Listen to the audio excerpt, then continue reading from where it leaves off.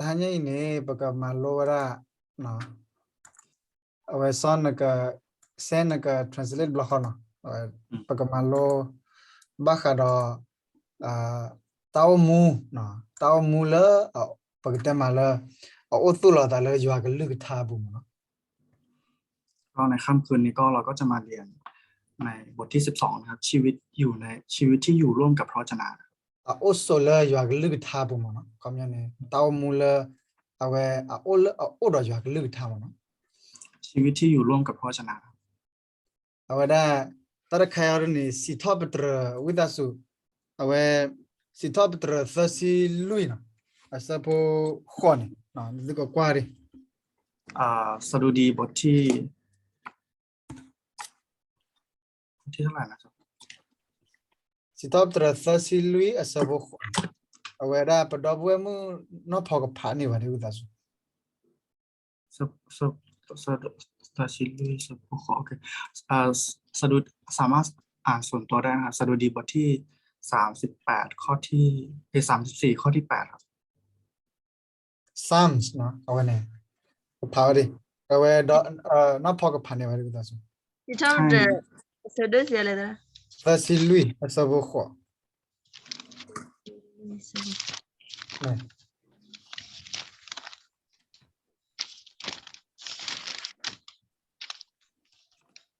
lalu ni pada buemu awalnya mana lah tak kim kaya ke puan ni wata Petrus sado ki sabo kiri lisasi kiri awal tilia 这里的了。 tilia nak pani wali utasu 是唱着手都的是绿色不好，里挂到提了原米的给你的给，完了等你在了安尼把手以为了。 son can you please read in your own language My own language. yeah Okay. Psalms 34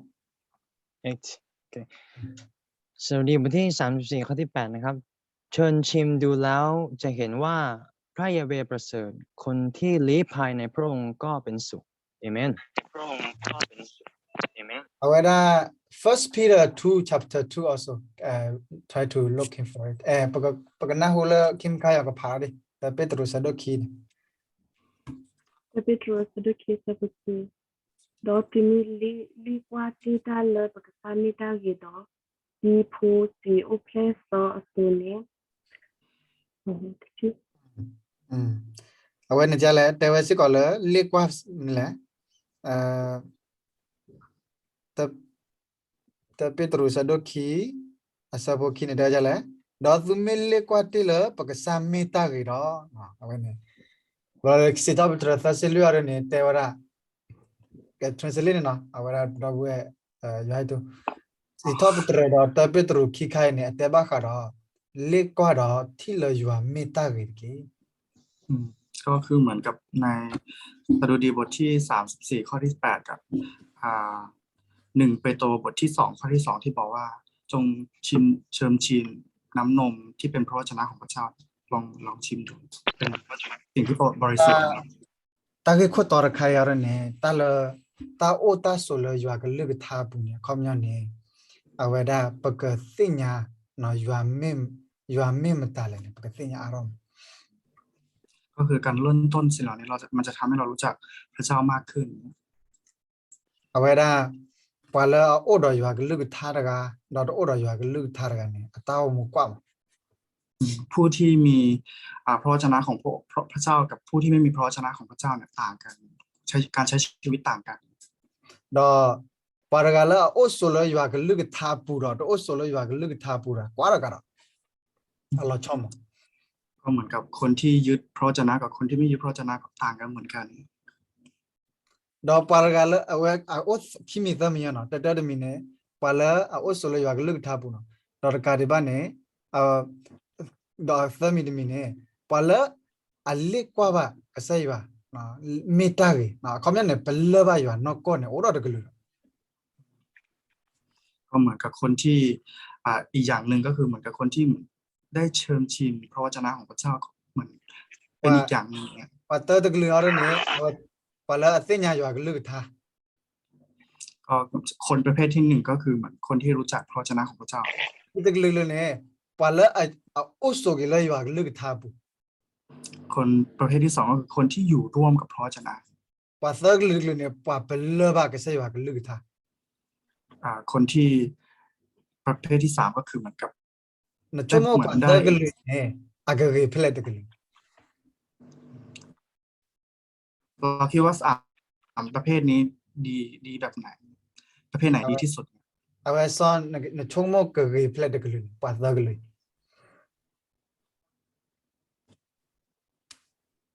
ซ่อนนะชั่วโมงก็เพลตึก ส่วนตัวของสอนคิดว่าสาม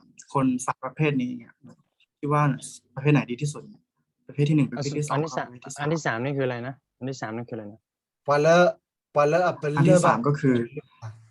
ผู้ที่มีประสบการณ์กับพระวจนะผู้ที่มีประสบการณ์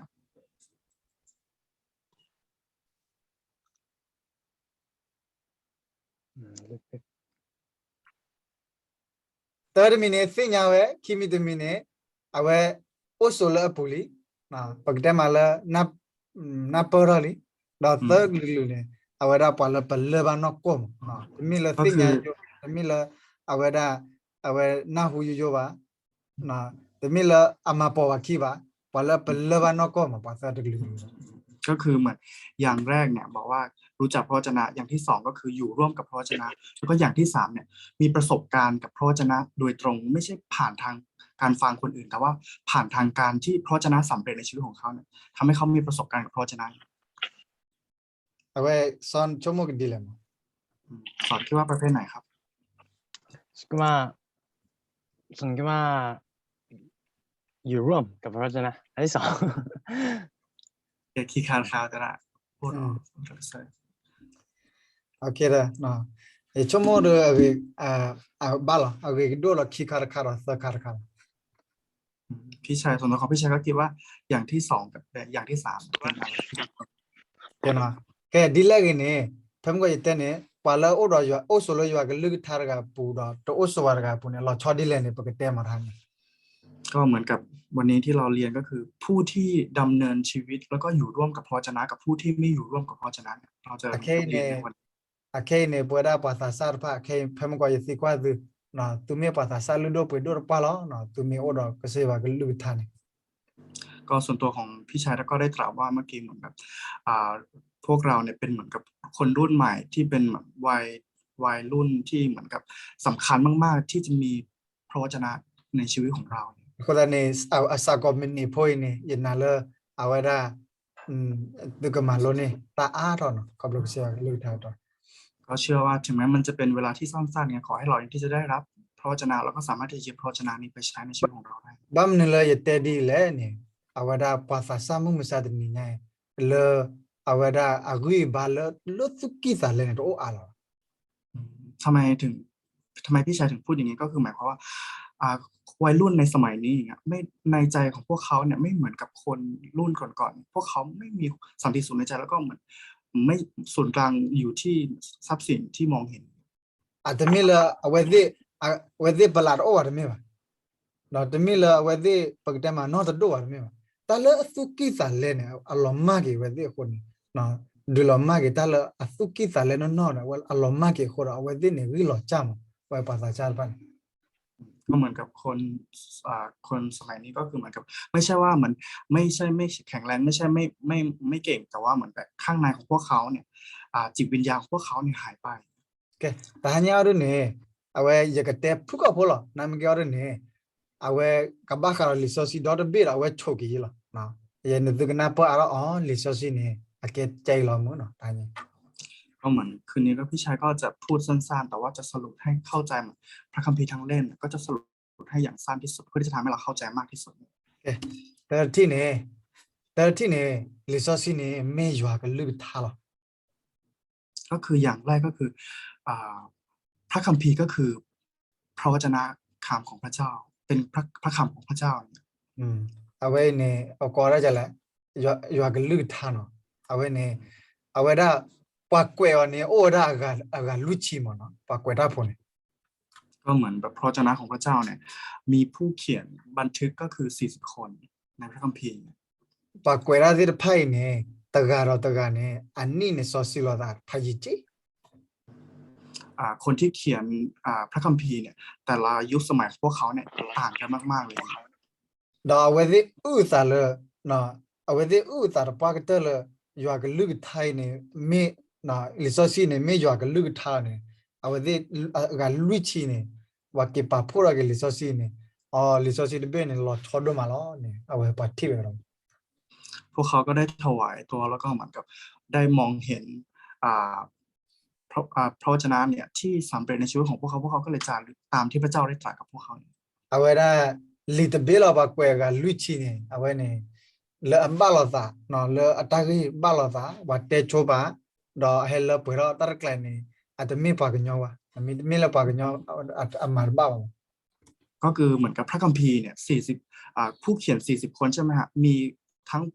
ผู้พยากรณ์ล่วงหน้าแล้วก็เหมือนมันคนละยุคสมัยเนี่ยซึ่งมันไม่สามารถที่จะเหมือนถ้าเป็นหนังสือทั่วไปเนี่ยจะไม่สามารถที่จะเหมือนเชื่อมกันได้แต่ว่านี่มันสามารถเชื่อมกันได้เนี่ยมันไม่ใช่สิ่งที่มนุษย์ทำขึ้นมาแต่ว่าพระเจ้าโดนใจให้มนุษย์เขียนแกอันนี้เนี่ยเป็นเมสเซจว่าได้ลิซอซีบีอัตตาตุนนี่แหละเนี่ยเป็นโดดเจอสิ่งที่สำคัญกว่านี้ถ้าเรารู้ว่า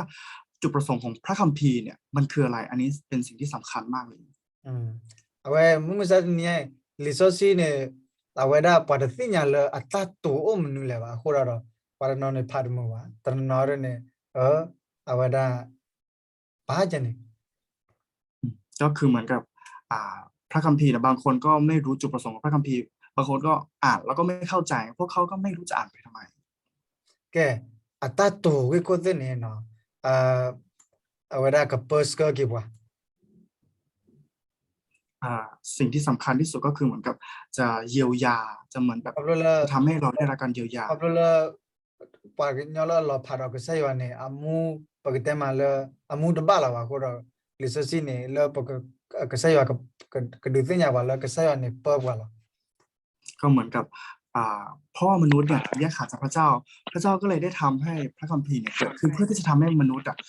ได้รู้ว่าพระเจ้าเนี่ยทรงปกครองมนุษย์และทรงเป็นผู้ที่สร้างมนุษย์อย่าง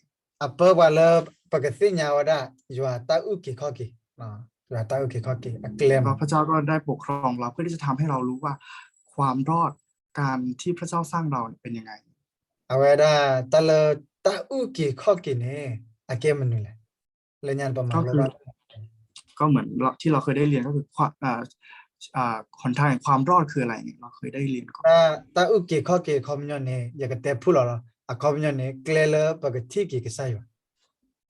ก็คือถ้าพูดง่ายๆก็คือหนทางแห่งความรอดก็คือทางที่เราจะได้พบแล้วก็คืนดีกับพระเจ้าอย่างนี้มุมมิสาดนี่ไงเนี่ยปากเนาะเราพาเราก็ใช่ว่าคนหักคู่ก็ใช่ไหมเนาะเคลบูบนก็ถ้าเรามองในทุกวันนี้ก็คือมนุษย์เนี่ยถูกแยกขาดจากพระเจ้าแล้วพวกเขาก็พยายามที่จะคืนดีกับพระเจ้าด้วยตัวเองปากเนาะเราพาเราก็ใช่ว่าคนเนี่ยตาสักคู่โอลาวันหักคู่ตาสักคู่เคลบูบนเขาก็ถูกแยกขาดจากพระเจ้าแล้วก็ไม่มีความสุขแล้วก็หาทางอื่นเพื่อที่จะคืนดีกับพระเจ้าดอหักคู่เนาะเคลเนี่ยหักคู่บูบนั่นมันเกี่ยวกับเนี่ยแท้ลิซอสิเตวระเนาะเอาไว้เตะบ้ากี่บาลเคลเลอร์ปกติกี่ปัตตาสักคู่นนเนาะเคลเลอร์ปกติกี่ก็ใช่ว่าก็คือมีเพียงพระคัมภีร์เท่านั้นที่ทำให้เรารู้ว่าทางเดียวเท่านั้นที่เราจะคืนดีกับพระเจ้าอันโดมุมมิสารินียาปาลลอพาเราก็ใช้วันพานะแต่สิ่งนี้อยู่ก็ลึกทาร์พานี่อะไรคู่ตาสักคู่เป็นเนี่ยปนหน้าปอดอดูมุมมิสารินียก็คือเหมือนกับบางคนก็ไม่รู้พระวจนะมาจากพวกเขาก็หาพระวจนะที่อื่นดอตนอเลคืออะไรคือได้ตาสักคู่ละเนาะปากเงาตะโกปากเงาบางคนก็ไปหาเหมือนกับพูดเป็นมนุษย์ด้วยกันเนี่ยไปหาที่พึ่งพาที่เป็นมนุษย์ด้วยกันอย่างอื่นเนี่ยที่ไม่ใช่พระเจ้าปาตนนอเลคือได้เลยซาโฟกโฟบางคนก็ไปเหมือนกับไปนมัสการรูปเคารพแล้วก็นมัสการพวกสัตว์เนี่ยปาตนนอเลคือละเซตุวาตุบางคนก็ไปกราบไหว้ต้นไม้พูดผีอะไรเงี้ยเอาไว้นี่ครับละปาตนาเปิดก็เสียว่าก็ลึกทาวาคนเราปาตกิสิ่งใหญ่อยู่ว่ามีก็ใช่ว่าตาอุกิข้อกี่เคลว่าเคลเลปกติกี่ก็ใช่ว่านั่นเนาะปาตนาเปิดว่าคนเราปาเลเลิกเลกันปัน คนเหล่านี้พวกเขาไม่รู้จักพระเจ้าแล้วก็ไม่รู้จักวิธีที่จะคืนดีกับพระเจ้า พวกเขาก็เลยตามหาพระเจ้าด้วยวิธีอื่นก็คือตามที่พวกเขาคิดแล้วก็เข้าใจเอง pada na lekhul ta muta bo pada na lekhul ta muta pya lo no kho na le pagte ma le ta sa khur kho le no kho mo บางคนก็หาความเหมือนกับหาความสุขทางเนื้อหนังก็คือเหมือนพวกยาเสพติดหรือว่าพวกที่เป็นเหมือนกับความสุขทางเนื้อหนังพวกเขาก็ตามหาพระเจ้าแบบนั้น lekhul ta khita la na lekhul ta ta do du la ko na me kya la gata ni thi wa ti ta sa khu ba na de du thi wa ti do ta le wa ti sa thi wa le me ke sa yo shi ko ก็บอกพวกเขาเหล่านั้นก็จะไปหาชื่อเสียงเงินทองแล้วก็สิ่งต่างๆมากมายในโลกนี้ แต่ว่าสิ่งเหล่านั้นทั้งหมดทั้งสิ้นที่พูดมาก็คือไม่สามารถที่จะเหมือนให้คำตอบพวกเขาได้ว่าพระเจ้าคือใคร ke sa yo lu tha te we pa ke nyo ro pha ta na pe ke sa yo ta na ke sa yo ko ne ba ta ma ha go ama lo ก็มีผู้คนมากมายที่แบบไม่ได้รับการทรงนามแล้วก็ไม่รู้จักพระเจ้าเนี่ยเหมือนกับพินาศไปเยอะมากๆเลย le sa te we ho se ya te we bi yo pa go mu de pha ne ha go ku te me la upload o a chi o de me ba a ha go ku khop la a te sin nya la ya ก็คือเหมือนกับสาวกของเราทั้งหลายที่สูญเสียแก่นแท้ไม่ใช่เพราะว่าเหมือนกับพระเจ้าไม่ได้อยู่ร่วมเขาแต่เนื้อหนังที่ทำให้พวกเขาสูญเสียแก่นแท้ของพวกเขา ke awe ne ke no awe ne le so si ata ko eta to no le pa ka thi ke sai ba no le khop lo le so si ne pa ka thi te nya ke yo ta ko ke kho ke kle mo no thi ne le pa ka le ke ta do ka sai ba le nya ne ka sai ba te lo ba khot thi ni po ba do ka sai ba pa le do ka sai ba pa ta khu do ka sai ba pa bu do ba do ka sai ba no ta sa khu lo ta sa u do ba no awe ne ta ra kha le so si ne ke ke ba sai ba ke he ba le pa ka le ra do ka sai ba ก็คือเหมือนจุดเริ่มต้นที่พระคัมภีร์ถูกเขียนขึ้นเนี่ยเพื่อทำให้มนุษย์เนี่ยได้มีทางที่จะคืนดีกับพระเจ้าแล้วก็ได้มีจุดเริ่มต้นที่ถูกต้องคือเริ่มต้นจากพระเจ้า na mi si nya yo ta ke kho ke na mi le da la ke sa yo ne awe ne ta mu chan na no pa we เหมือนถ้าเรารู้จักหนทางแห่งความรอดแล้วก็เข้าใจความรอดที่พระเจ้าประทานให้กับเราดำเนินชีวิต แล้วก็มีจุดเริ่มต้นที่พระเจ้าเนี่ยสิ่งนั้นเป็นสิ่งที่ถูกต้อง le so si ta to mo no te phu ko pho awe ne na la tu ka mani mo no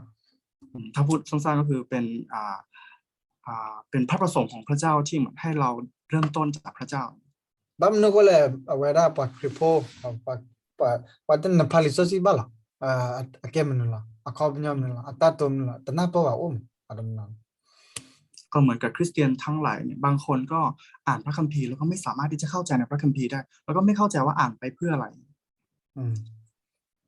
ke awe ne no ke le so si ne no ta ti ne me yo ka lu tha no ko ก็คือพระคัมภีร์เนี่ยข้อที่หนึ่งเป็นพระคัมภีร์คือพระคำของพระเจ้าแท้จริงก็คือพระวจนะของพระเจ้าที่แท้จริง pa ke nyom ko pa ke nyok kwe we ga lu chi na ke ne aba mnu la ba kwe da le ne awe da pa ka pha da awe pa do pwe no pho ka pha da ta chi ta son can you read 1 Timothy 3:16 3:16 awe ne ba mnu la ake pa ke nyok kwe lo na me kyo ake yo ga lu tha le ba mnu le wa ake pa ke nyok kwe lo da ba mnu la ake yo ga lu tha ก็คือเหมือนกับพระคัมภีร์เนี่ยก็คือมนุษย์เป็นผู้เขียนแล้วทำไมเป็นเขาเรียกว่าอะไรเป็นคำของพระเจ้าทำไมเป็นพระคำของพระเจ้าเนี่ยเราจะมาอ่านในทิโมธีบทที่1ทิโมธีบทที่3ข้อที่16 okay no awe da no pa ka mala pupui na tia ta Timothy ta de chi ku ne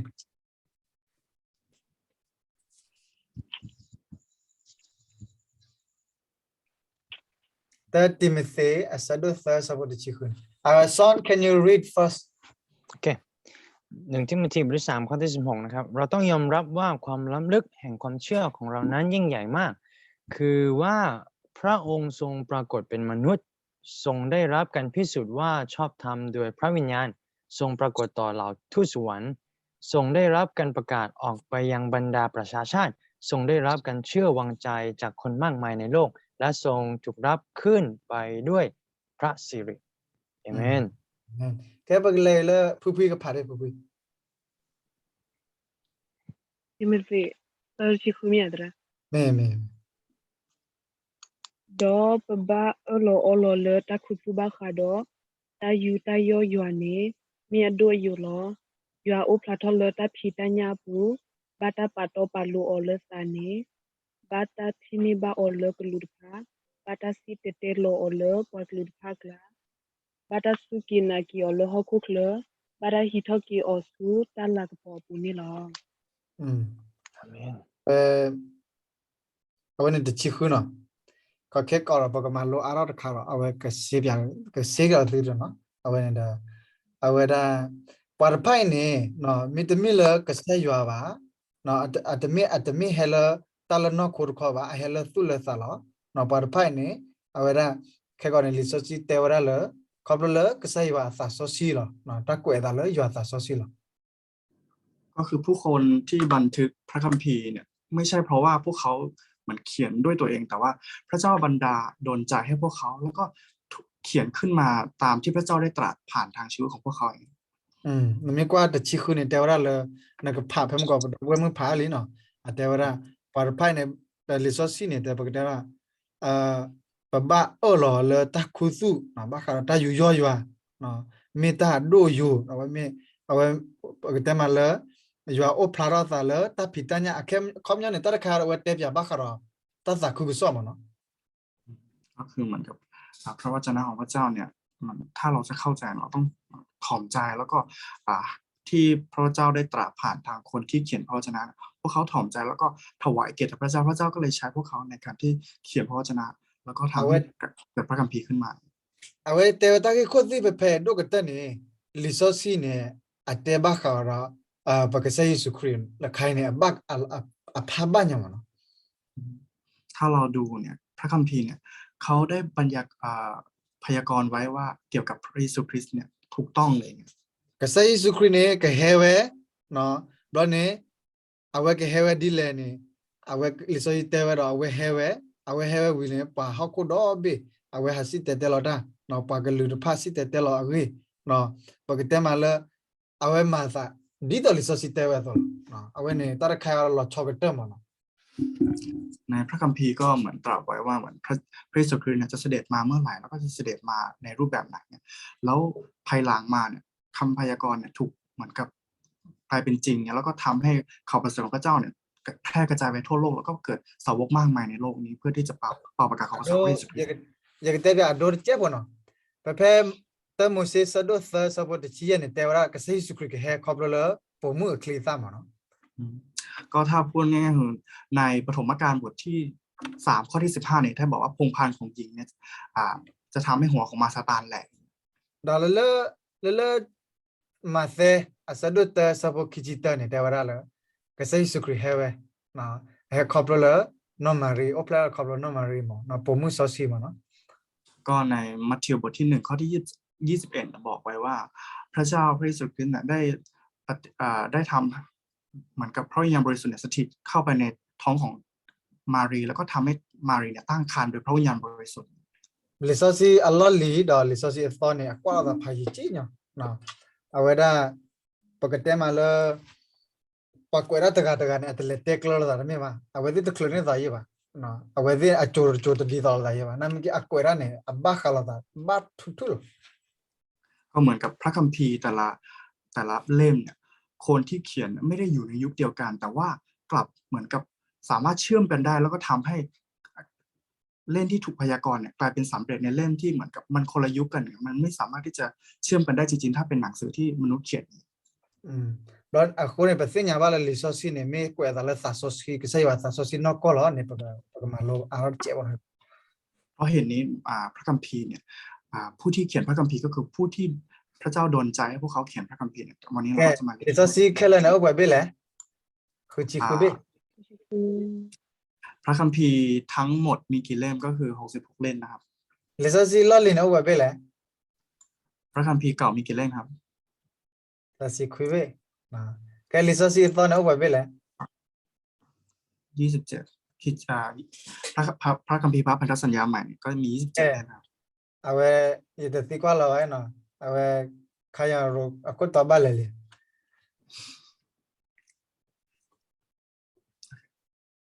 บ้านน้ำมีมั้ยนะเอาไว้นี่ยิลท่าลิซัยโจเลยเนี่ยว่ามารูลิซัสีขุดต่อว่าลิซัยโจพวกกท่าลิซัยโจรูลิซัยขุดต่อบ้าเอาดอดูตลกโกลดู ก็เหมือนกับตอนที่จะไปเรียนโรงเรียนพระคัมภีร์นะบางก็มีนักเรียนหลายคนที่ไม่สามารถที่ท่องจำ66ทั้ง66เล่มเนี่ยได้ เอาไว้นี่ เยอะ ตลก แยะ โกว่ามั้งเอาไว้ตัวนักกีนั่นเมื่อกี้อะไรนี่แต่ละลิซัสีเนี่ยเอาไว้มีไลบรารีพัดดูดิไลบรารีพัดดูดิเพล่านั่นมีปัตตุปัตตานะอามีลีโรดพัดดูเพล่าแต่ละลิซัสีเนี่ยมีไลบรารีมั้งอาแค่ว่าไลบรารีเนี่ยวันเล่ไลบรารีเนี่ยจุกแต่ว่าจะเลย you know library right what is in Thai word yeah can you turn on your mic library เหมือนกับหนังห้องสมุดเงี้ยอาจารย์ ห้องสมุด อ่า ado dala ห้องสมุดเนี่ยอาว่ากูจะใจไหมอ่ะอากูจะใจแล้วเนี่ยนั่นไม่ละกว่าเราตัวเนี่ยกูว่า history กูว่าเอาไว้ได้ไม่ละเอา business กูว่าไม่ละเอาไว้aku ada ko jala pa ko potasi sote so na ko ta glu library ก็เหมือนกับในห้องเหมือนกับในห้องสมุดก็ห้องสมุดก็จะมีแหล่งของหนังสือแต่ละที่เนี่ยก็จะมารวมกันแล้วก็คัดแยกแต่ละที่ก็จะเป็นมีทั้งโลกแล้วก็ทั้ง resource na ki ne ami library bam ni te library ne ta okay la ทำไมพี่ชายถึงเอาห้องสมุดยกมาเป็นตัวอย่างก็คือเหมือนกับพระคัมภีร์เนี่ยก็เหมือนกับห้องสมุดเลยมีทุกอย่างในพระคัมภีร์ na mi ทุกอย่างมี na mi kwa ra tabat na mi ra sinya tabat te khothi ne hekera da dilen na resource opu la ถ้าเราอยากรู้ว่าการทรงสร้างเนี่ยเกิดขึ้นยังไงในพระคัมภีร์ก็มีบันทึกไว้ awene akore ye ka pakate ma no ke resource ne de dam ko bete ne na awara khiti ne na tatar ti ne resource ne ko da la ywa ta so si la khiti ne resource ne mi wara no ywa ka lu tha ne mi wara but not sa ta all no me ta all not some the Bible is spiritual food no ก็คือเหมือนกับข้อที่2ก็คือพระคัมภีร์เนี่ยเป็นเหมือนกับอาหารไฟวิญญาณของเรา ke ba menu la betela ke not sa ta all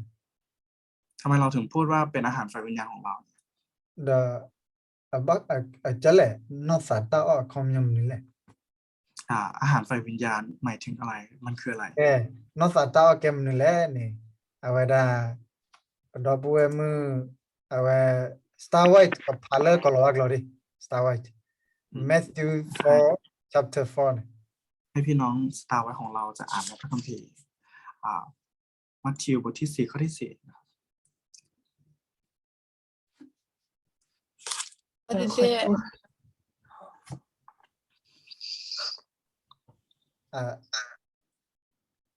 Hold on. na clear star white You clear you take it all that you ban lên okay me ada na phali sa chi clear yan clear la you cannot clear. me awada no pa with us na phari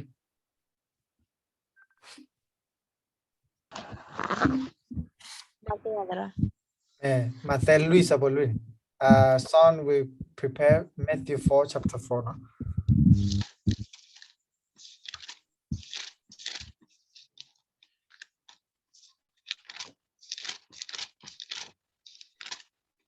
no son can you read now please Mata sadului saboli okay now Paul will read first yeah phari do sisata do siweda takwesa paganyo kamu we thelako ni temi ba mi la kye takatula ahe thola ywa thakula awe ni tar khai ni ta thola ywa thakho ni ke ora ywa ga lu tha mo no awe ni ba menu le ne no ta ta on ni son can you read please โอเคมัทธิวบทที่4ข้อที่4นะครับพระองค์ตรัสตอบว่า มีพระคัมภีร์เขียนไว้ว่ามนุษย์จะดำรงชีวิตอยู่ด้วยอาหารเพียงอย่างเดียวไม่ได้ แต่ต้องดำรงชีวิตด้วยพระวจนะคำทุกคำซึ่งออกมาจากพระโอษฐ์ของพระเจ้า เอาไว้ได้ตะเลมีกว่าเพยเนี่ยกษัตริย์เนี่ยเอาไว้บัตรลิบซอลมุกอลิม ถ้าเราดูในพระธรรมมัทธิวบทที่4เนี่ยก็เหมือนกับพระเยซูคริสต์เนี่ยได้ถูกมาซาตานทดลองนะครับ กษัตริย์ว่าก็ลึกทำมิตรมูลปูบาร์ยชั่วโมงเอาไว้ก็ลอตเตลมุกอลิตาลิบซอลปู ถ้าพระวจนะของพระเจ้าไม่มีชีวิตอยู่ในพระเยซูคริสต์เนี่ยพระเยซูคริสต์ก็อาจจะถูกมาซาตานลวง Aktar khai ne dita thala mukwa yite ne aweda paragala thinya yo aga lugtha da anna pa namgero paragala awe mulo yo aga lugtha pu ne khomya ne paraga awe athinya no sata om ก็เหมือนมันก็ต่างกับคนที่แค่รู้กับคนที่เหมือนกับมีประสบการณ์กับพระวจนะของพระเจ้าที่มีชีวิตอยู่ในชีวิตของเขาจริงๆมันต่างกัน da be me kwa pagasai sukri ne awe man wara mukwa li dile ne khoblo awe hi khawa yo aga lugtha lo ถ้าเราดูในพระคัมภีร์ก็คือพระเยซูคริสต์เนี่ยเอาชนะมาซาตานได้ไงก็พระองค์ก็ได้ยึดพระวจนะของพระองค์แล้วก็ให้พระวจนะของพระเจ้าเนี่ยมีชีวิตพระองค์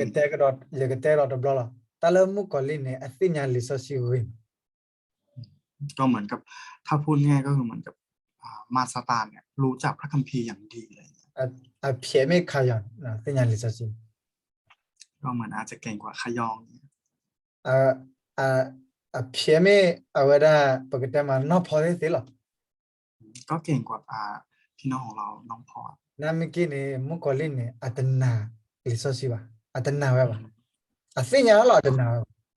ก็เหมือนกับมารเนี่ยมันรู้ว่าพระคัมภีร์คืออะไรแต่ไม่เชื่อในพระคัมภีร์ tala ta thinya do tanna ne asogomo do lo palanna ระหว่างคนที่รู้กับคนที่เชื่อเนี่ยคนที่สำคัญกว่าสิ่งที่สำคัญก็คือเชื่อในพระคัมภีร์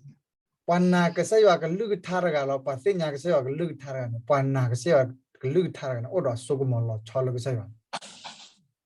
คนที่รู้จักพระเจ้ากับคนที่รู้จักพระวจนะของพระเจ้ากับคนที่มีประสบการณ์กับพระเจ้าแล้วก็เหมือนเชื่อในพระวจนะอย่างเงี้ยคนที่เชื่อในพระวจนะเนี่ย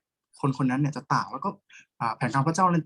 จะมีในชีวิตของเขา awe ne ka say sukre no ka sara wa lo awe had dinet pya wa tanna yo ka lug thana odo asogomo lo ก็เหมือนกับในพระคัมภีร์ก็บันทึกไว้พระเยซูคริสต์ได้ทำให้ผู้ที่เชื่อในพระวจนะมีแผนการของพระเจ้าในชีวิตของพวกเขา palatana yo ka lug tha wa athinya yo ka lug tha anahu yo ka lug tha tanna yo ka lug tha chogata ne noi udo so da ก็เหมือนกับมนุษย์คู่แรกเลยที่เป็นผู้ที่รู้พระคัมภีร์แต่ว่าไม่เชื่อในพระคัมภีร์ก็คืออาดัมกับเอวา the mukoli la ke la khotine wa nahu ke se wa ka lug tha awe thinya yo ka lug tha awe tanna yo ka lug tha เหมือนกันเลยมาซาตานเนี่ยมันก็รู้จากพระคัมภีร์ตั้งแต่แรกเลยแต่ว่าไม่เชื่อในพระคัมภีร์ awe akhone we hem ma ha go da noi udo so da le asutana yo ka lug tha ra ki kon awe minna ne akamu lo ke sa yo pulo so lo tholo ne awe mukoli te ewa mukoli hem ma ha go asutana yo ka lug tha ra ki kon ก็เหมือนกับมาซาตานมันไม่เชื่อมันก็ไปลวงอาดัมกับเอวาเพื่อที่จะทำให้พวกเขาเนี่ยไม่มีชีวิตนิรันดร์ในพระเจ้าอย่างเงี้ยพวกเขามันก็เลยลวงเอวา no sa ta o si ta ne tanna yo ka lug tha le amu we no ko awe ne akora no sa ta อาหารฝ่ายวิญญาณที่แท้จริงก็คือเหมือนกับอาหารฝ่ายพระวจนะที่เป็นอาหารแล้วก็ทำให้กลายเป็นในชีวิตของเราจริงๆเป็นมีชีวิตอยู่ในเราจริง nagamana mukoli ne the thela nami o nami likwa ka se yo ka lug tha no ko lo ๆเราจะเอาชนะมาซาตานได้ต่อเมื่อเราเชื่อในพระวจนะแล้วก็มีประสบการณ์กับพระวจนะแล้วก็เชื่อในพระวจนะ lisosi ne ateba kha menu le mukwa pi te pya tu mya so mukwa ne lisosi ne Allah di the library te bi lo library phando de bi lo ก็เหมือนกับพระคัมภีร์ก็เหมือนกับไลบรารีเนี่ยแกห้องสมุด Allah ha so mu phando de phlo lo ก็เหมือนพระคัมภีร์ก็เหมือนกับห้องสมุดที่เป็นห้องสมุดใหญ่ๆเลย a redo we da atera ta redo pe pe kho awe kho mi mo no pe pe atera ก็ในเนื้อหาเนี่ยก็จะมีประมาณ8เนื้อหาด้วยกัน เอาไว้เตวระป่วยระปากเงี้ยมันจะกัดตีเราไปเลยเอาไปสิ่งอย่างนี้ไปไม่พาลิซจินไปสิ่งอย่างนั้น ก็หลักๆสำคัญเลยได้ตรัสไว้ว่าเราในใครเป็นผู้ที่สร้างมนุษย์ขึ้นมา ไอ้เนี่ยphilosopher อุรกะเนาะพอแล้วชกเซชกโมบากูบากูติละเซชกโมระมั้งเอาไว้เตวระปากเงี้ยนี่ให้เราเจอแล้วตาเอาไว้ผู้บีนะชั่วโมงนั้นไหนอ่ะนั่นนี่ให้เราเจอแล้วตานั่นไหน ก็เหมือนกับในในข้อแถวในข้อที่1-8จะมีบอกไว้ว่าฟาริสีคนหนึ่งเนี่ยเขาได้ตอบกับผู้ที่ถามเขาว่ามนุษย์มาจากไหนเขาบอกว่ามนุษย์เนี่ยมาจากลิง da awet tewsi ka mukur ha ko ha polo ta khela ha ok khat ane dunna awet tewajan ก็เขาก็ได้บอกว่าสิ่งสารพัดที่เกิดขึ้นในโลกนี้นะอยู่ดีๆก็เหมือนระเบิด ke แล้วก็เหมือน minja fold play oh ha polo du kera fold dia ถ้าพูดง่ายๆก็คือเหมือนโทรศัพท์อย่างเงี้ยอยู่ดีๆก็เหมือนระเบิดขึ้นมาอย่างเงี้ยเป็นไปได้ไหม pa tio ka baur ga fold play wa tio oh ko ne awe kera lo ก็เหมือนต้องมีผู้สร้างถึงมีโทรศัพท์เครื่องนี้ pa ka nyona ki ne khot thi ko bon pa tio ka baur ga mi ha oh polo du phone microphone awe da mnu le computer oh ha polo mi tere ba chamo pa ka ma ha polo khela la no lo ko ra iphone chilwe bla polo re na polo ra ha polo la a polo ko de ma da tio le ke tio ก็เหมือนกับมีผู้สร้างมีสิ่งของเนี่ยก็ต้องมีผู้สร้างเนี่ยก็เหมือนกันเลยพระเจ้าเป็นผู้สร้างเนี่ยถ้าเหมือนถ้าเหมือนทุกอย่างระเบิดแล้วก็กลายเป็นสิ่งของเนี่ยก็คงให้ระเบิดตามถนนตามทุกที่ที่เราพบเจออย่างเงี้ยก็อาจจะเป็น ako ne pa ka nyoi ne pa ba sin nya la da la ka sa yo ti lo ba lo na pa mi yo li so te pa mi yo ta ba ti lo ata mi ta wa pa de lo cho lo ta wa no ye chomo ta lo do ra de ne ti da awa da kha yo mi wa re ne do ra de ti da la awa da son no ga ba ta ru chomo de lo de do ra de ก็เหมือนพระคัมภีร์เนี่ยทำให้เรารู้ว่า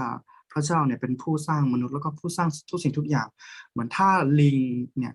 เป็นกลายพันธุ์มาจากมนุษย์จริงๆเนี่ยก็เหมือนกับลิงเขาคงไม่เหมือน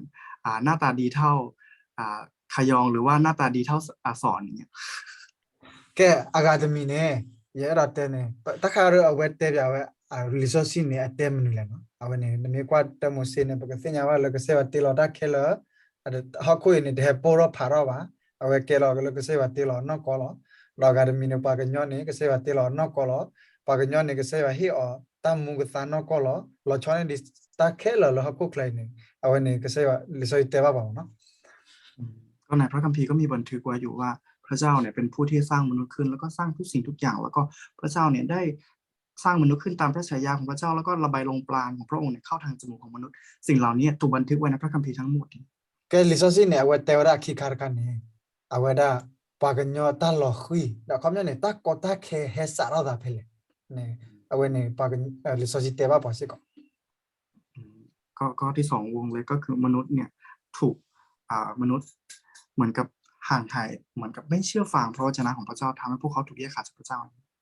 khoplo ta sudana khoplo ta sudana ra ko ta do ko na yo ga lu ko ne pa ke nyo ne allo khi ne khoplo ta ko ta khe sa ra da awe ne te ba pa se ko มันก็เหมือนกับมนุษย์หักหลังพระเจ้าแล้วก็ไม่เชื่อฟังพระเจ้าแล้วก็เสื่อมทำให้พวกเขาเนี่ยพบกับปัญหาต่างๆที่เข้ามาในชีวิตของพวกเขา awe da lekis yo ko ro so abraha yo ke se wa te wa khoplo ne clean ta ne ya ga lo phla ra yo sa ก็ในข้อที่3ก็บอกว่าพระเจ้าได้ทรงเรียกอับราฮัมเพื่อสำแดงพระเจ้าแก่คนที่เสื่อม แต่ว่านะพอนะลิโกดอดูละก็แล้วดีต่อละชาบาวีดบ้าดีต่อเมลเอาไว้ได้มันแหละแล้วพอเลยแม่พี่คนเนี่ยบาวีดบ้าตัวนะพอนะลิโกดี พระเจ้าก็ได้ตรัสกับเขาว่าเหมือนกับลูกหลานของเจ้าเนี่ยจะมีด่างดวงดาวที่อยู่บนท้องฟ้าแล้วก็ลูกหลานของเจ้าจะเหมือนดกทวีเหมือนกับทรายที่อยู่ชายหาดทะเล แล้วนะคลีนตันดูนะเธออาศัยตัวเอกลานี่เอาไว้ได้อยากจะรอบพระราชสามเอาไว้ได้ ผ่านทางชนชาติของเจ้าที่เราได้เลือกเจ้าเนี่ยเราจะสำแดงสิ่งที่เราได้สัญญากับเจ้า era resource ne ora tasi sote sose ko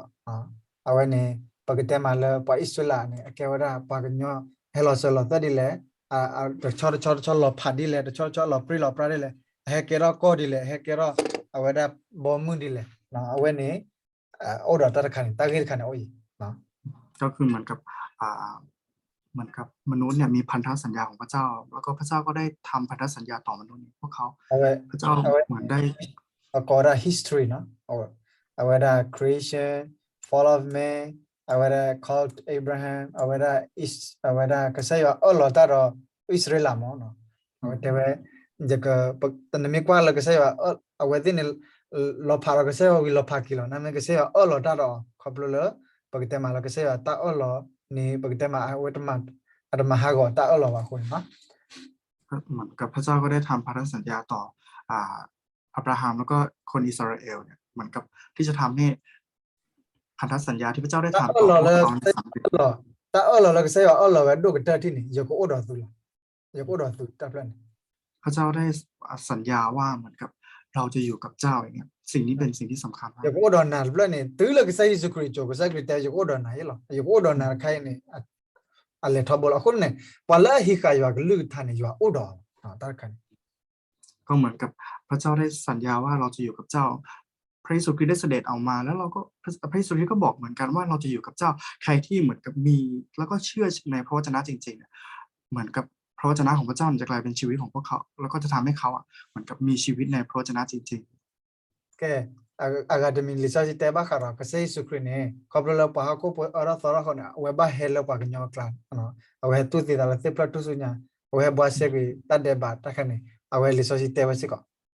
ก็คือเหมือนในพระคัมภีร์นะมนุษย์เนี่ยเสื่อมแล้วก็ทำบาปมากมายแล้วก็พระเยซูคริสต์เนี่ยจะเหมือนกับมาในโลกนี้เพื่อสำแดงพระองค์แล้วก็ทำให้มนุษย์เนี่ยได้คืนดีกับพระเจ้า lo lucky ne awe kasaya Yesu Christ hello ne ta sa khu so ra lo ki sa no awe ne te ba kha se ko ne ก็เหมือนกับภายหลังที่พระเยซูคริสต์ได้เสด็จมาแล้วก็เหมือนพระวจนะที่สำเร็จเนี่ยทำให้ข่าวประเสริฐของพระเจ้าเนี่ยถูกแพร่กระจายแล้วก็ถูกประกาศออก khoblo ไปทั่วโลก ta sa no khoblo ta sa khai khora kasaya Yesu Christ hera kera ki ta sa khu awe ne akasom เหมือนกับผ่านทางปัญหาที่เกิดขึ้นแล้วก็สิ่งที่เกิดขึ้นต่างๆนะพระเยซูคริสต์ได้ทำให้เหมือนกับหลุดพ้นจากตรงนั้นแล้วก็ทำให้คืนดีกับพระเจ้า resource ne te osi ko ro awe da yua ke hekra ki khisu disu da awe te si ko ta sinyo awe de ba khara ta sinyo osi ko we ก็ในข้อที่7ก็บอกว่าการเสด็จกลับมาของพระเยซูคริสต์ในครั้งที่2เนี่ยก็จะมีเหมือนกันในวิวรณ์ da resource ne te ba khasi ko ro yua bomu owe no yua bomu le pagte ma le padana no chomwe yeme ti ne de kilo mu ko lo awe ne akhobnyo di le ni resource te we si ko ก็ในข้อที่8ก็เหมือนกันพระเจ้าได้ทำให้เหมือนกับความสำเร็จแผ่นดินของพระเจ้าเนี่ยจะสำแดงในพระคัมภี yua ร์ bomu ne mi ta menu le po omu ko to ne pe sinya ti si ko ne mi pha ne le resource ก็เหมือนกันในพระคัมภีร์ก็บอกไว้ว่า เราจะมีชีวิตอยู่เพื่ออะไรเนี่ยแล้วก็ได้รู้ว่าแผนการของพระเจ้าแล้วก็แผ่นดินของพระเจ้าเนี่ยอยู่ต่อหน้าเราเป็นนิรันดร์ pala sukina ke yua lu thara ga ne asiwe lokhi ne kamata di le ta pala da sudana ke se wa lu tha ta ga ne asiwe lokhi kamata di le si ko resource te na atasi sa o ก็เหมือนพระคัมภีร์ก็มีบันทึกไว้เหมือนกับผู้ที่เชื่อในพระเจ้าแล้วก็ตายแล้วก็ผู้ที่ไม่เชื่อในพระเจ้าเนี่ยตายจะถูกพิพากษาแล้วก็ awe ne มี yara te ne ba munu ko le te di le resource ne ta ki ta klo o khela no awe ta me ta to mo พระคัมภีร์เนี่ยมีเรื่องราวที่เหมือนเป็นความจริงที่มากมายที่เรายังไม่เข้าใจ ke ba munu le te clear chan ba munu ko le lo ba resource le pa lo ba resource le ทำไมเราถึงต้องอ่านพระคัมภีร์ทำไมเราถึงต้องการพระคัมภีร์ awe tar khai sorry na ke ora ta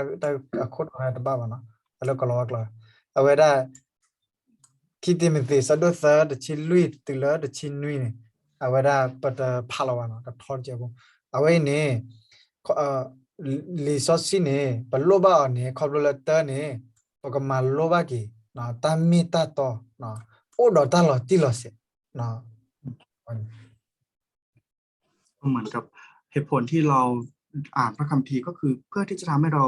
เหมือนกับรู้ความจริง แล้วก็สามารถที่จะเข้าใจในการทรงสร้าง แล้ว ข มึ อง ง พ ก็ ระเจ้า แล้วมึงก็ยินเนี่ยพอแล้วเราลิซอสีตกะดออ๋อนับเปิลลิซอสีตกะดอเปล่าว่าลิซอสีตกะเนี่ยอัตลอดส่วนเนี่ยอันนับเปิลละอ๋อดอตลอดที่เราเสร็จแล้วปุ่มแล้วตาปุ่ม ก็เหมือนกับที่ได้พูดไว้ในต้นเรื่องหัวข้อของต้นเรื่องก็คือ ผู้ที่เชื่อแล้วก็รู้จักพระคัมภีร์กับผู้ที่เหมือนแค่เชื่อแล้วก็แต่ว่าไม่ได้เข้าใจในพระคัมภีร์ พอแล้วอันนับเปิลลิซอสีตกะดออันสุนันลิซอสีตกะดอโอ้เลยก็เสียว่าลึกท่าปุ่มกันเนี่ยอ๋อดอตลอดที่เราเสร็จแล้วเลยอัตเอามุกุนะมั้งเอาไว้เนี่ย ก็เหมือน ตา กับ ดอขอบยอ ผู้ที่เชื่อในพระวจนะของพระเจ้าแล้วก็มีประสบการณ์ในพระวจนะของพระเจ้า คนที่เชื่อในพระวจนะของพระเจ้าแล้วก็มีประสบการณ์ในพระวจนะของพระเจ้าต่างกันกับผู้ไม่เชื่อ แกบุกเตอร์นี่ยังไงนะบุกเตอร์นี่ยังมีที่ว่าขยันนั่นนี่ไม่มีสิ่งที่เรามุขนอกเลย ก็เหมือนถ้าเราพูดถามง่ายๆ ก็คือเหมือนถ้าเราถามขยองว่า ถ้าเราตายเนี่ยเราจะไปถ้าขยองตายเนี่ยขยองเขาจะไปสวรรค์หรือเปล่า ขยันมีแต่นับเปิลว่าลิซอสินอกว่ามีแต่สุดนาว่าลิซอสินอกว่ามีแต่เบลว่าลิซอสินอกว่าเนี่ยเอาไว้ก็ได้บลาถ้าสิจะรู้เอาไว้เนี่ยว่าแต่ไม่ตลอดที่ ก็เหมือนกับถ้าส่วนตัวของขยองเนี่ยไม่ได้เข้าใจในพระคัมภีร์แล้วก็ไม่เคยอ่านพระคัมภีร์เขาก็อาจจะไม่มั่นใจในคำตอบนั้นแล้วก็อาจจะแบบเหมือนแบบไม่สามารถพูดได้ด้วยมั่นใจว่าจะได้ไปสวรรค์ เอาไว้ละเดี๋ยวผมก็อีกเนี่ยเอาไว้ภาษาจาร์กแล้วลิซอสิโอ้เนี่ยก็ตาร์ใครเอาไว้ละมิตรวิวสันดิโดเราปัตเตลเนี่ยนั่นเลยเนี่ยปัตเตลนั่นเลยเนี่ยเอาไว้เนี่ยตลอดที่รู้ ก็ถ้าเราดูในวัยรุ่นสมัยนี้ก็คือเหมือนกับเยาวชนสมัยนี้ก็คือเหมือนกับพวกเขาเนี่ยหวั่นไหวง่าย ถ้าเหมือนพูดอะไรไปใส่อะไรไปเขาก็จะหวั่นไหวเหมือนกับอ่อนโยนPaga madini da bama pa wakijani awene wa kora la ta la tiro wa เหมือนกับตามคนของโลกตามมนุษยนิยมเนี่ยทำตามคนของโลกเนี่ยว่าทำยังไงก็ทำตามนี้ awene pala ta la tilo puro wa yanagi lenyane yo aglu tha la tilo ju puro wa khane oh itaw mu ne ye chomo do mu la awe ha ai phayiji na adalo dara kasai wa kle ba เหมือนกับคนที่ไม่ชัดเจนในพระวจนะอย่างเงี้ยพวกเขาก็จะไม่สามารถได้รับคำตอบแล้วก็ไม่สามารถที่จะเข้าใจในคำตอบที่ได้รับก็คือเหมือนกับหวันไหวกับตลอดวันไหวตลอด yanala bodo buwe phay de phane odo ta la tilo che na le kasai wa lu tha bu li la na yanala ก็เหมือนพี่ชายก็ได้เชื่อว่าพี่น้องของเราในทุกคนที่ได้ฟังตอนนี้ก็อาจ ke ta la มี tilo ความ che เชื่อในพ le ระเยซูคริสต์อย่างชัดเจน ta la tilo che ta ti ne na du odo ta u ki kho ki li khamya ne ya ne ye mi ywa pholi ก็เหมือนข้อที่หนึ่งบอกว่ามีความเกี่ยวข้องกับความรอดแล้วก็เหมือนเราได้รับความรอดแล้ว ye na ke sei su krine ye kero ywa pholi awene lo tili phale ye mi ywa pholi lo tili ก็ผ่านทางการได้รับเชื่อในพระเยซูคริสต์เนี่ยทำให้เราได้เป็นลูกของพระเจ้าแล้วเราก็มั่นใจยังไงเราก็เป็นลูกของพระเจ้าแน่นอน awada ta sa de do lo mo na awe jani jan ye ma ta de ba de ble do ta mi lo mo ye mi ywa pholi แล้วก็จะไม่หวั่นไหวกับสิ่งที่เราได้เจอมาแล้วก็เหมือนกับเราก็มั่นใจว่าเราเป็นลูกของพระเจ้าแล้วเราก็ไม่หวั่นไหวต่อไป ye mi ywa pholi la khoble ke sei su kri khoble ye na ke sei su kri awene wa ko ra le pa le alle kwa abelle ba ywa na agora ne ta le ta belle ba ke sei wa ne khoble ba ke sei sta na ke sei su kri la ก็เหมือนกับเราเป็นลูกของพระเจ้าได้ไงก็คือเป็นผ่านทางการได้รับเชื่อในพระเยซูคริสต์แล้วก็ทำให้เราได้ชินแล้วก็มีประสบการณ์กับพระเยซูคริสต์ทำให้ ye na le to lo ti ta lo ti ba kha ro ta na le ba na ta na le ba ก็ในข้อที่สองก็บอกว่าความเชื่อที่ถูกต้อง akai ne pasa sa ta no ne awada tanapo are ta su ta na pler kha le ba tar khai ba ne awene pasi kwa ya o ama ro no ก็เหมือนกับถ้าเราดูในทุกวันนี้ก็คือวัยรุ่นแล้วก็เยาวชนทั้งหลายเนี่ยก็ยังไม่เข้าใจในความจริงแล้วก็ไม่สามารถที่จะเชื่อในความจริงนี้ได้ awe lo so ta po mu sa de ni nya ne no ta bu ta ba o ama ga ba le pler kha le ba le pler kha pasa sa ta no na po yo ga lu tha wa na po ta ta khu so ba do asu na ba no awe ma di ne wa ma po ki ba ma po wa ki lo awe le jen lo le nya ne awe Ilaw ba takapya tani na kini tani awen tasutana hana bawa kila mo temila kecha pelaba no ko ก็เหมือนกับความเชื่อในสมัยนี้ก็คือมีความเชื่อมากมายนู่นนี่นั่นเนี่ยมีทั้งศาสนาแล้วก็มีทั้งปรัชญาเนี่ยผู้คนก็เดินตามไป แต่ว่าไม่สามารถที่จะรู้จักพระเจ้าได้ แล้วก็เหมือนกับส่วนตัวของพี่ชายเนี่ยก็เคยไปอยู่ในวัดเนี่ยประมาณ3 ปีเนี่ยแล้วก็มันเชื่อตามคนที่เขาเจอแล้วก็ทำตามแล้วก็ไม่สามารถไม่เหมือนกับไม่ใช่ความเชื่อที่เขาต้องการแล้วเขาเชื่อเองแต่ว่าเชื่อตามคนอื่นที่เห็น Vigabalawa kasay sukri ne mo ko lima de niwa de peso de niwa de tila we sunara la ba we sunawe awe tewe yenna kas te kasay wa ga yenna re kasay wa lu tha ba yenna re kasay wa bo mu la phe ne mo ko li mara de ni no che ก็เหมือนกับส่วนตัวของเราเนี่ยต้องเหมือนกับพระเยซูคริสต์เนี่ยที่เชื่อเพียงพระเจ้าเท่านั้น แล้วก็เชื่อเพียงพระวจนะของพระเจ้าเท่านั้นแล้วก็เชื่อเพียงนามพระทัยของพระเจ้าแล้วก็แผนการพระเจ้าเท่านั้นเนี่ยทำให้มาสตานไม่สามารถที่จะเหมือนทำลายพระเยซูคริสต์ได้ awe da vimitna kasay wa lu tha ra para no no ge te na he na ne lo chalo ta we awe na lo เหมือนถ้าเรามีความเชื่อที่ไม่มั่นคงหรือว่ามีความเชื่อที่ไม่ถูกต้องเนี่ยถ้ามีคนมาบอกว่าเฮ้ยคนเนี่ยมาจากลิงนะเราก็จะเหมือนตามเขาแล้วก็เชื่อ awe le nya ba phi phu barar khai ba barar khai lo awe ne patan tinya li so si awe ne pa ba na po wa ki la ya na ก็เหมือนกับบรรพบุรุษของเราเนี่ยปู่ย่าตายายของเราก็เหมือนกับไหว้ลูกเคารพแล้วก็ไหว้ตามเนี่ยเพราะว่าเราไม่รู้จักพระคัมภีร์เราถึงไหว้ตามพวกเขาแล้วก็ตามพวกเขา le play na o pha yi li na pa ba ti pha yi li khe pa ba ba ri ก็เหมือนกับหินเหมือนเจดีย์หรือว่าหินเนี่ยเราไหว้มาหลายศตวรรษหลายยุคสมัยแล้วเราก็ต้องไหว้เรื่อยๆอย่างเงี้ย awe ne pata la ti lo che la mi to o wa ne pa kana mo ถ้าเราไม่เข้าใจแล้วก็ไม่รู้จักไม่รู้จักความจริงที่ถูกต้องเนี่ยเราก็อาจจะตามพวกเขาแล้วก็ไหว้ตามพวกเขาก็ได้ he 30 ti ne ta awe ta lo ti lo ta o mu ta ya yo pli ga mo no เหมือนอย่างที่3ก็คือการใช้ชีวิตที่ถูกต้องแล้วก็การยำเกรงในอำนาจของพระเจ้า awe mo ko ite ne no pa le abla ba yo ga lu tha ra ga ro to bla ba yo ga lu tha ra ga ni awe pa le ta bla ba yo ga lu tha ra ga ni hey you tao mu my life no awe da I am everything I am a god no I can do whatever I want awe ne wa ko ra le ta ya yo pli ga ro wa awe ne you are the me ka sa lo na ka secret the me ka sa lo o mu ta lu ba sa ma blo ne le ki ta ba ko ba ke lo oh my god awe ne ba nyo cha ne do du ก็เหมือนกับที่เราได้บอกไว้ว่าผู้ที่เชื่อในพระวจนะของพระเจ้ากับผู้ที่ไม่เชื่อเนี่ยต่างกับบางคนก็ดำเนินชีวิตในความไม่เชื่อ แล้วก็เหมือนกับประสบความสำเร็จแล้วก็บอกกับตัวเองว่าฉันสามารถทำได้ทุกอย่างที่เหมือนกับที่พี่ชายบอกเมื่อกี้เลยก็คือเหมือนกับแล้วก็พอเจอลิมิตเนี่ยพวกเขาก็เหมือนกับโอ้พระเจ้าอย่างเงี้ยเหมือนกับโอ้ my god เหมือนกับมันอุทานโดยอัตโนมัติ do we mu sta white ne na la wa ka le khoplo ba no tar khai ne awe le nya pa do thi do ko le no na me kya ro thi do ko le o do no sa ta ko ta khe do du le o khu su pa na pa wa o do du ก็เหมือนกับส่วนตัวพี่ชายนะเชื่อว่าพี่น้องสตาร์ไว้ของเราเนี่ยอาจจะเข้าใจว่าสมัยแต่ก่อนที่เรายังเด็กเราเหมือนกับให้ความสำคัญแล้วก็เหมือนกับอยากที่จะไปประเทศที่ใหญ่ๆ ta le america ne le nya ne awe serva pa missionary lo ha ko do bi ne a ka ta lo ko klai เหมือนกับอย่างที่ประเทศอเมริกาเนี่ยพวกเขาได้ส่งสาวกออกทั่วโลกเยอะที่สุดในโลกเลยเมื่อก่อน pa ka nyo do ne ba ta ta khu ko so ka ta ne a he ko le pa america po มนุษย์เหมือนได้รับพระวจนะแล้วก็ได้เหมือนได้รู้จัก ko bi yo do ne ba ta ta khu ko so ne ko le pa america po ga ก็เหมือนกับ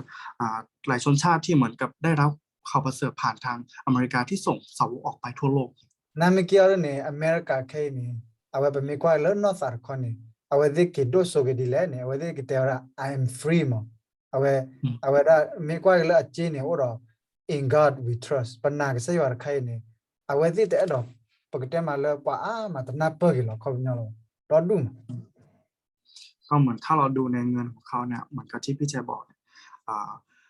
ไม่เข้าใจเราไม่เข้าใจในพระเจ้าเหมือนไม่แล้วก็เหมือนทำตามมนุษย์นิยม เอา ที่ ไว้ แบบใช้ชีวิตตาม อย่าที่บ้าปัตระเนาะเฮตโตโลระเลญญาปะปาโดมาตุมาคีว่ากอลวามีเฮดระโอเคนี่กอลวาตะพานี่อาร์กิลอะดะติญญาจวาลาวะคนเนี่ยเฮตโตโลวะจบลฟรีสไตล์เนาะโอมูฟรีเอาไว้ระปมุดกันเนี่ยฟรีปอคราเนี่ยฟรีเลล่ะเอาไว้เลคิลนี่แกรอกิลตาฮากูเอาไว้เนี่ยว่ากอระเลตาเออยู่ปลีอยู่โอลวะเนี่ย ก็เหมือนกับ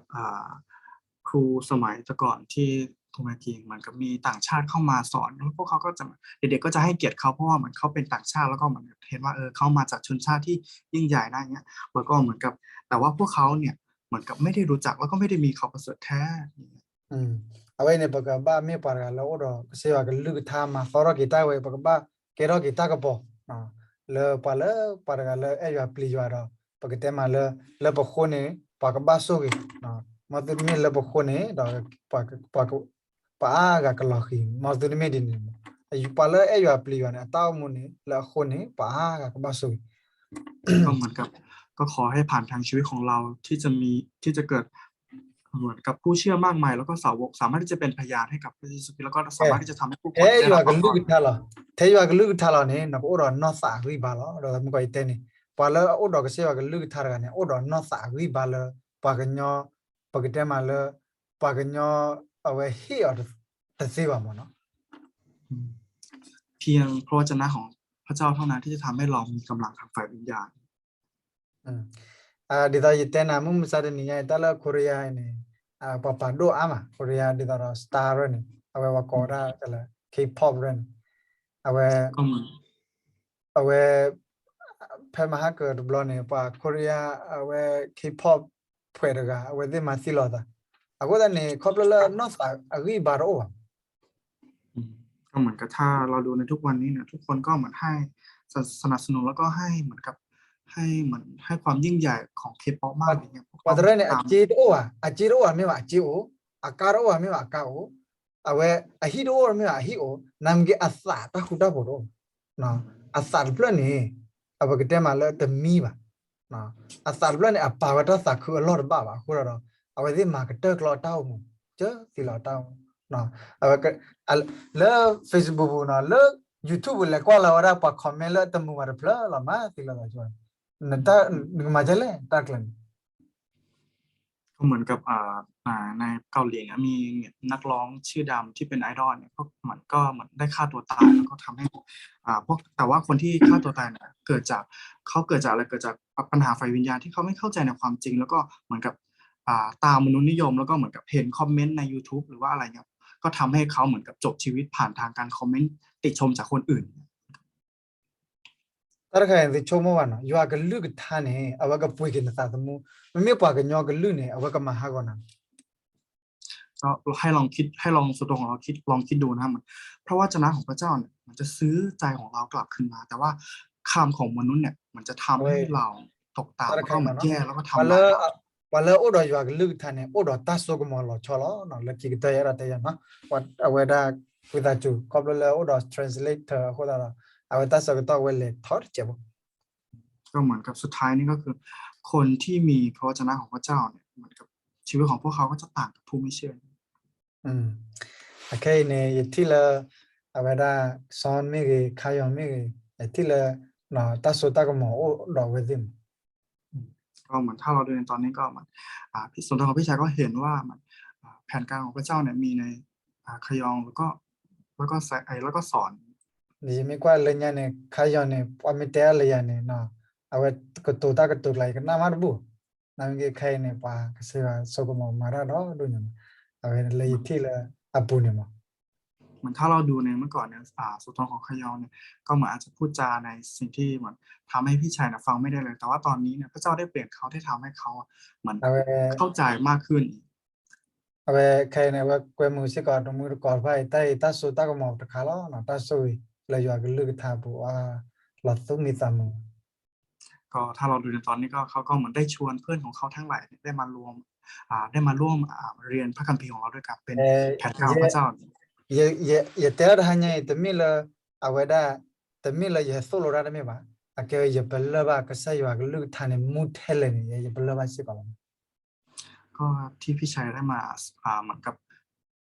ได้ถ่ายทอดเมสเสจให้กับเราในวันนี้ไม่ใช่เพราะว่าเหมือนอยากให้เราได้เหมือนให้มาสอนเราเนี่ยแต่ว่า Awe yo มีประสบการณ์เนี่ย yo aglu thane sodle ya lo da sodle pa ga ni thiba phando nya mo thiba pha anya ก็เหมือนกับพระวจนะของพระเจ้าเนี่ยได้เปลี่ยนชีวิตของเขาแล้วก็พระวจนะของพระเจ้าได้เปลี่ยนชีวิตผู้คนมากมายรอบข้างของเขาที่เขาพบเจอในชีวิต awe ne awe da nami o do se wa aglu thane ado ko tane ko do ta so ta ko mo no ko lo mo ถ้าเราเหมือนกับอยู่ในพระวจนะของพระเจ้าจริงๆเนี่ยเราก็จะมีแผนการของพระเจ้ายิ่งใหญ่ที่อยู่ในชีวิตของเราอย่างแน่นอน yo aglu thate we awe yo aglu thate we yo aglu thane meta mu do ma ta si lo akoda ne pathi du ta o mo bu yo aglu thami mu ne a ta wen bal ก็ถ้าเราดูตามพระคัมภีร์เนี่ยพระเจ้าได้ตรัสไว้ว่าพระวจนะของพระเจ้าเนี่ยมีชีวิตแล้วก็ทำงาน ถ้าเราดำเนินชีวิตแล้วก็ให้พระเจ้าพระวจนะของพระเจ้าเนี่ยมีชีวิตในเราเนี่ยผู้คนก็เหมือนกับนั่นแหละเป็นสิ่งที่พระเจ้าพอพระ le ทัย kikita ba munula yo aglu thane redo le te ora yo ha saro de sia sabanita sumi o lo yepu do je aglu thame o lo tu pu pheda su sa su khida ro tu du ne ba lo no yo aglu thame o lo pu ne pata khe ba thu ka pha ne ka sa yi su khri ka sa yo ka do na ba lo no awe le kikita ra ka do le ก็เหมือนกับสุดท้ายเลยเนี่ยถ้าพระวจนะของพระเจ้าเนี่ยอยู่ในเราแล้วเราก็อยู่ในพระวจนะเนี่ยเวลาเราอธิษฐานพระเจ้าก็จะเหมือนฟังคำอธิษฐานของเราก็ตอบคำอธิษฐานของเราอย่างแน่นอน awe nami kwa yo ha de chi ye ne te we si ko na zimi o lo ka sa yi su khri pu nami o lo yo aglu tha pu ne na ka sa ro no sa ta sa de pha ne akora no sa ta me ta sa khu ta pho ta kui ta so lo ta no ta awe da bu tu le ta ko su ko ta no ta de pha ne ko o lo ne pu awe ne akora le yo aglu tha me o lo ne pu เหมือนถ้าเราอ่านในยอห์นบทที่15เนี่ยเราก็จะเห็นว่าความเชื่อในพระวจนะของพระเจ้าเนี่ยจะทำให้เราเกิดผลความเชื่อแล้วก็เกิดสิ่งหลายอย่างที่เข้ามาที่พระเจ้า akora le ทำให้เราเกิดขึ้น le bu ka sa yi su khri mi ne ye sa ki sa wa ba du do yen na le tu me pa sa de pha le aka su ro ta mu le yo aglu tha pu mo no ka ba so le yo aglu tha pu ke no ta ble ba ก็เหมือนกับก็ขออวยพรทุกคนที่เหมือนกับขอให้เราเองจะเป็นเยาวชนแล้วก็เป็นคนรุ่นใหม่ที่สามารถยึดถือครองพันธสัญญาของพระเจ้าแล้วก็พระวจนะของพระเจ้าเนี่ยให้กลายเป็นของเราแล้วก็สามารถที่จะกอบกู้คนในยุคนี้ได้ ta ble la no ขอบคุณครับ